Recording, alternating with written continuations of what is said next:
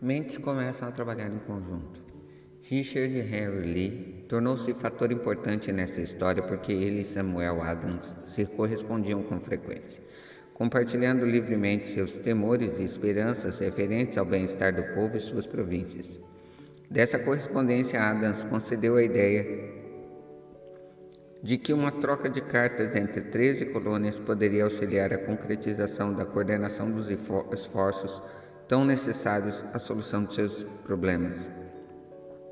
2 anos após o conflito com soldados em Boston, em março de 772, Adams apresentou a ideia à Assembleia em forma de moção, sugerindo que se estabelecesse uma comissão de correspondência entre as colônias com o propósito de cooperação amistosa para a melhoria das colônias da América Britânica. Era o início da organização do vasto poder destinado a dar liberdade a você e a mim, ao grupo de mente superior fora organizado. Consistia de Adams, Lee e Hancock. A comissão de correspondência foi organizada. Os cidadãos da colônia conduziam uma luta desorganizada contra os soldados britânicos através de incidentes semelhantes ao distúrbio de Boston, mas nada de bom foi realizado. As mágoas individuais não se consolidaram sobre a chefia de um grupo de mente superior. Nenhum grupo de indivíduos pusera corações, mentes, almas e corpos em uníssono numa decisão final de pôr fim às dificuldades com os ingleses de uma vez por todas, até que Adams, Lee e Hancock se reuniram. Enquanto isso, os ingleses não descansavam, estavam também planejando e formando um grupo de mente superior por sua conta, com vantagem de contar a retaguarda com dinheiro e soldadesca organizada. Decisão instantânea muda a história. A coroa britânica designou Gage para substituir Rusticum como governador de Massachusetts. Um dos primeiros atos do governo foi mandar um mensageiro visitar Samuel Adams, com o propósito de tentar paralisar sua oposição pelo medo. Para melhor entendermos o espírito que se passou, reproduziremos a conversação entre o coronel Felton e o mensageiro mandado por Gage e Adams. O coronel Felton foi autorizado pelo governador Gage para assegurar-lhe, Sr. Adams, que o governador tem o poder de conferir-lhe os benefícios que lhe forem satisfatórios. Tentativa de conquistar Adams com as promessas de suborno, com a condição de que cesse a oposição às medidas governamentais. O governo que lhe aconselha que não incorra no desagrado de Sua Majestade, sua conduta o torna sujeito às penalidades do ato de Henrique II, pelo qual as pessoas podem ser enviadas à Inglaterra para julgamento por traição ou cumplicidade em traição, a critério do governador da província, mas se mudar o curso da sua notícia, não só receberá grandes vantagens pessoais, como também fará as pazes com o rei. Samuel Adams podia escolher entre duas decisões: ou cessaria a oposição, recebendo suborno pessoal, ou continuaria correndo o risco de ser enforcado.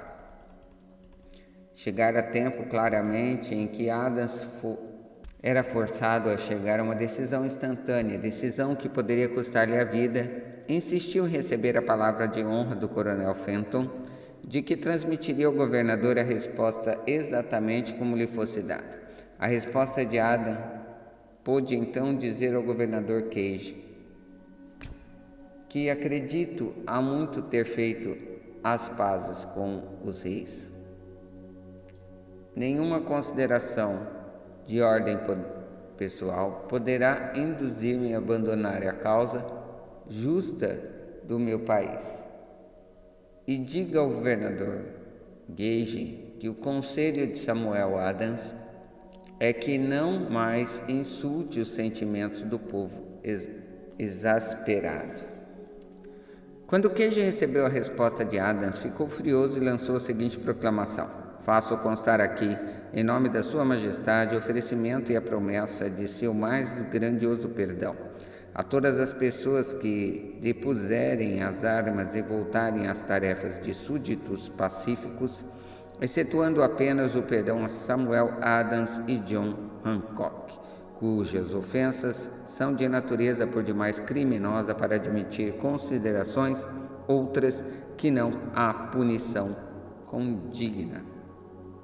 Como se diria em gíria moderna, Adams e Hancock estavam fritos. A ameaça do governador irado forçou os dois homens a outra decisão, igualmente perigosa.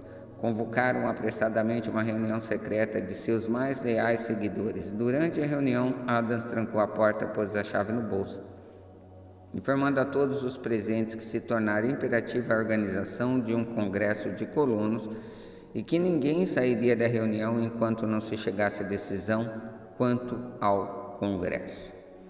Seguiu-se grande excitação, alguns ponderaram as consequências possíveis de tal radicalismo, outros expressavam graves dúvidas quanto à sabedoria da decisão tão definida, desafiando a coroa. Fechados naquela sala havia dois homens imunes ao medo, cegos à possibilidade de fracasso, Hancock e Adams. Por influência de tais mentes, os outros foram conduzidos a concordar que, através da Comissão de Correspondência, far-se-iam preparativos para a reunião do primeiro Congresso Continental a realizar em Filadélfia, dia 5 de setembro de 1774. Lembre-se dessa data, é a mais importante, 4 de julho de 1776. Se não tivesse havido a decisão de realizar o Congresso Continental, não teria havido a assinatura da Declaração de Independência. Antes da primeira reunião do povo do Congresso, outro líder, numa parte diferente do país, estava profundamente envolvido na edição de uma visão sumária dos direitos da América Britânica. Era Thomas Jefferson, da província de Virgínia, cujas relações com Lord Dunmore, representante da coroa da Virgínia, estavam tão tensas quanto as de Hancock e Adams com o governador deles. Pouco depois da publicação de seu famoso sumário dos direitos, Jefferson foi informado de que estaria sujeito a acusações de alta traição contra o governo e sua majestade. Inspirado pela ameaça, um dos colegas de Jefferson, Patrick Henry, emitiu sua opinião corajosamente, concluindo os comentários com a sentença que se tornaria clássica para sempre: se isso for traição, aproveite ao máximo.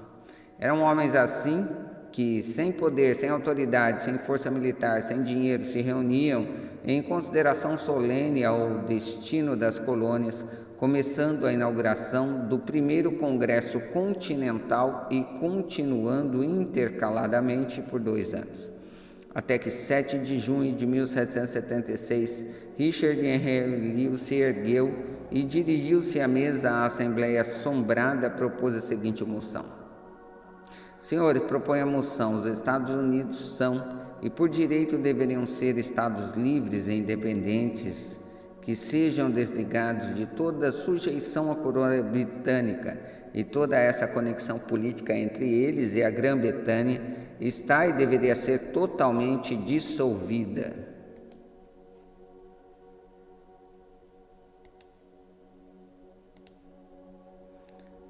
Thomas Jefferson lê em voz alta.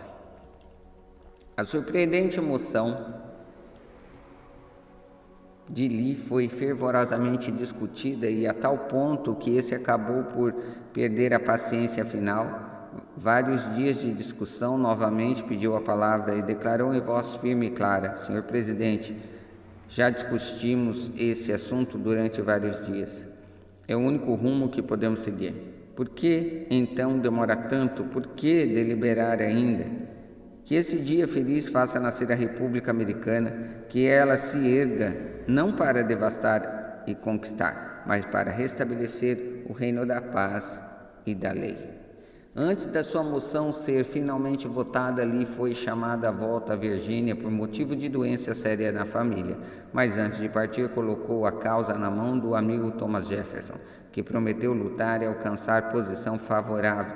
Logo depois, o presidente do Congresso, Hancock, nomeou Jefferson presidente de uma comissão para redigir a Declaração da Independência.